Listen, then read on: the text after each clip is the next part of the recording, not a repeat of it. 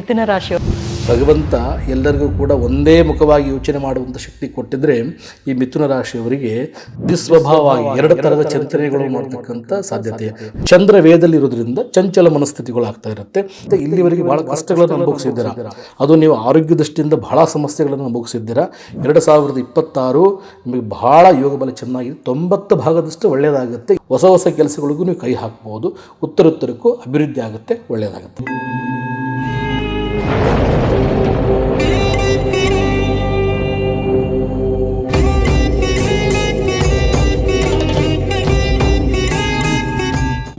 ಇನ್ನು ಮಿಥುನ ರಾಶಿಯವರು ಕಾಯ್ತಾ ಇರ್ತಾರೆ ಗುರುಗಳೇ. ನೋಡಿ, ಮಿಥುನ ರಾಶಿ ಅಂತ ಹೇಳಿದ್ರೆ ಅದು ಬಹಳ ಬಾಂಡಿಂಗ್ ಆಗಿರ್ತಕ್ಕಂಥ ರಾಶಿ ಅಂತ ಹೇಳ್ತೇವೆ ನಾವು. ದುಸ್ವಭಾವ. ಭಗವಂತ ಎಲ್ಲರಿಗೂ ಕೂಡ ಒಂದೇ ಮುಖವಾಗಿ ಯೋಚನೆ ಮಾಡುವಂಥ ಶಕ್ತಿ ಕೊಟ್ಟಿದ್ರೆ ಈ ಮಿಥುನ ರಾಶಿಯವರಿಗೆ ದುಸ್ವಭಾವವಾಗಿ ಎರಡು ಥರದ ಚಿಂತನೆಗಳು ಮಾಡ್ತಕ್ಕಂಥ ಸಾಧ್ಯತೆ. ಪಾಸಿಟಿವ್ ನೆಗೆಟಿವ್ ಎರಡನ್ನೂ ಕೂಡ ಅದು ಬ್ಯಾಲೆನ್ಸ್ ಮಾಡುವಂಥ ಶಕ್ತಿ ಏನಾದರೂ ಇದೆ ಅಂದರೆ ಅದು ಮಿಥುನ ರಾಶಿಯವರಿಗೆ ಮಾತ್ರ. ಮಿಥುನದಲ್ಲಿ ಗುರುಗತವಾಗಿ ಗುರು ತನ್ನ ರಾಶಿಯಲ್ಲೇ ಇರತಕ್ಕಂತಹ ಯೋಗ, ಅದರಲ್ಲೂ ಕೂಡ ಮಿಥುನ ರಾಶಿಯವರಿಗೆ ಬಹಳ ಅದ್ಭುತವಾಗಿರ್ತಕ್ಕಂಥ ಕೇಂದ್ರದಲ್ಲಿ ಮತ್ತು ಭಾಗ್ಯದಲ್ಲಿ ರಾಹು ಮತ್ತು ಕೇಂದ್ರದಲ್ಲಿ ಒಂದು ಶನೇಶ್ವರರ ಅನುಗ್ರಹ. 7.5 ಪ್ರಭಾವ ಅಂತೂ ಏನಿಲ್ಲ, ಅಂದರೆ ಕೇಂದ್ರಾಧಿಪತ್ಯ. ಅದನ್ನು ವಿಶೇಷವಾಗಿ ನ್ಯಾಯಾಧೀಶರು ಅಂತ ಹೇಳಿದರೆ ಜಡ್ಜ್ಗಳಿಗೆ ಸಂಬಂಧಪಟ್ಟ ಹಾಗೆ ನ್ಯಾಯಾಧೀಶರು ವಕೀಲರಿಗೆ ಸಂಬಂಧಪಟ್ಟ ಹಾಗೆಯೇ ಅವರಿಗೆಲ್ಲ ಬಹಳ ಶುಭ ಫಲ ಅಂತ ಹೇಳ್ಬೋದು.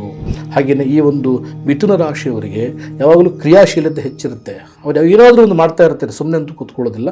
ಬಟ್ ಬಹಳ ವಿದ್ಯಾವಂತರು, ಬುದ್ಧಿವಂತರು, ವಿನಯವಂತರು, ಎಲ್ಲದನ್ನೂ ಕೂಡ ಸಮಾಧಾನ ಚಿತ್ತವಾಗಿ ಅರ್ಥ ಮಾಡಿಕೊಂಡು ಕಾರ್ಯೋನ್ಮುಖರಾಗಿ ಕೆಲಸ ಮಾಡುವಂಥದ್ದು. ಅಂದರೆ ಅವರ ಪ್ಲ್ಯಾನ್ ಇಲ್ಲದೇ ಯಾವ ಕೆಲಸಗಳು ಕೂಡ ಮಾಡಲ್ಲ.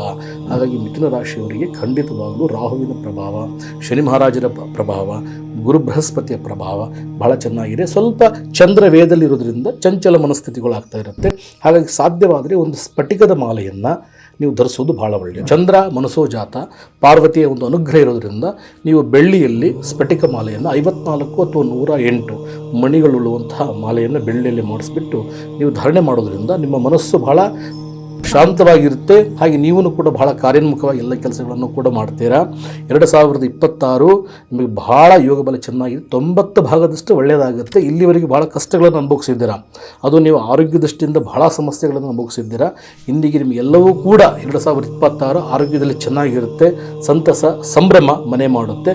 ಹೊಸ ಕೆಲಸಗಳಿಗೂ ನೀವು ಕೈ ಹಾಕ್ಬೋದು. ಉತ್ತರೋತ್ತರಕ್ಕೂ ಅಭಿವೃದ್ಧಿ ಆಗುತ್ತೆ, ಒಳ್ಳೆಯದಾಗುತ್ತೆ. ಬಹಳ ಖುಷಿ ವಿಚಾರ. ಹಾಗೆ ಸಂಖ್ಯೆ 5 ಅವರು ಫಾಲೋ ಮಾಡಬೇಕಾಗುತ್ತೆ. ಬುಧವಾರ ಬಹಳ ಶ್ರೇಷ್ಠವಾದಂಥದ್ದು. ಸಾಧ್ಯವಾದರೆ ಒಂದು ವೆಂಕಟೇಶ್ವರ ಸ್ವಾಮಿ, ವೆಂಕಟೇಶ್ವರ, ವಿಷ್ಣುವಿನ ದರ್ಶನ, ಮಹಾವಿಷ್ಣುವಿನ ದರ್ಶನ ಅವರು ಬಹಳ ಒಳ್ಳೆಯದು. ಸರಿ. ಕರ್ಕಾಟಕ ರಾಶಿ. ನಿಜವಾಗಲೂ ಕರ್ಕಾಟಕ ರಾಶಿಯವರು ಸ್ವಲ್ಪ ಚಿಂತೆ ಮಾಡುವಂಥ ಸಂದರ್ಭಗಳು ಬರ್ತಮ್ಮ. ಅವರೇ ಸಮಸ್ಯೆಗಳನ್ನು ಕ್ರಿಯೇಟ್ ಮಾಡ್ಕೊಳ್ತಾರೆ, ಅದರಲ್ಲೇ ಪರಿಹಾರಗಳನ್ನು ಹುಡುಕ್ತಾ ಇರ್ತಾರೆ. ಸ್ವಲ್ಪ ಗೊಂದಲ ಅಂತ ಹೇಳ್ಬೋದು.